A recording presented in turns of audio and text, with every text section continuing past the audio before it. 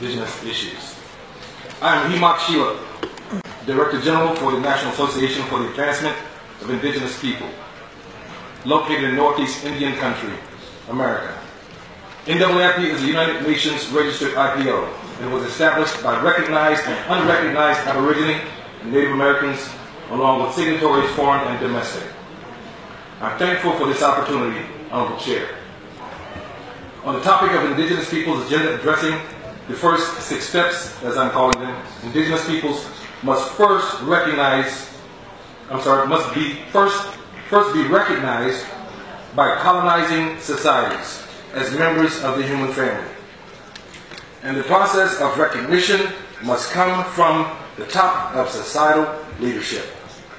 In the United States, Indigenous people, American Aborigines, are not even allowed the basic right to identity and are labeled as commercial constructs, subjects, property. So the answer to today's topic of steps is the same for the questions which have been asked over by this convening body. The statement is the same. Before we can begin to speak about the process or a process to address these steps for Indigenous people, we must, as World Indigenous Aboriginal people, along with the United Nations countries, demand the United States reform policies of misidentification, apartheid, and environmental racism against the Indigenous people of America. NAAIP 2015 accomplishments and intent for 2016 through 2017 shall further embrace and assist individuals who are part of reclaiming their tribal cultural identity, implementing sustainable development platforms, while actively assisting members in securing justice and remedy in many areas of their existence, including land claims, custody, and protection of tribal children from covert adoption and placement outside the Indigenous community. Last week, NAAIP registered 16 delegates, all of whom stood on this floor awaiting an opportunity to demand justice, and the ears of justice ignored their presence. So today, I, Tushka, standing there, Xelup, speak in their stead. In 2015, when we attended our first session, we were not allowed to make a statement.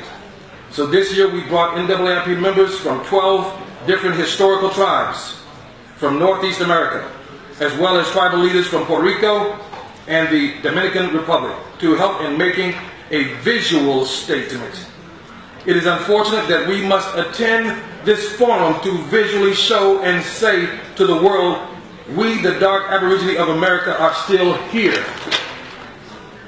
The people who joined me last week but are absent today were bloodline family descendants of first contact American Indian principal leader Massasoit Osa Miquin.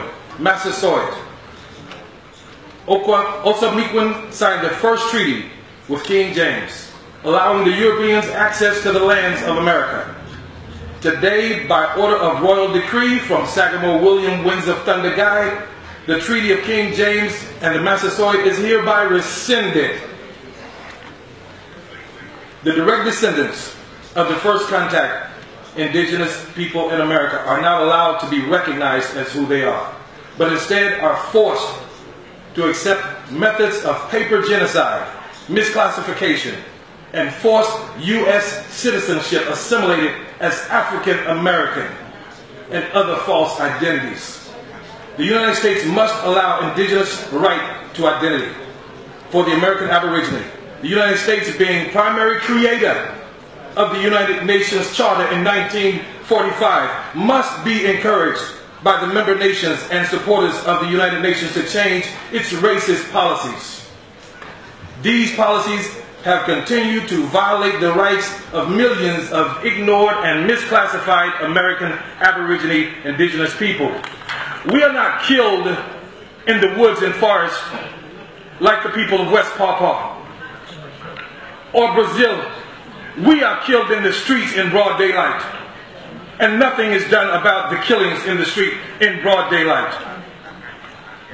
That is my statement. Thank you.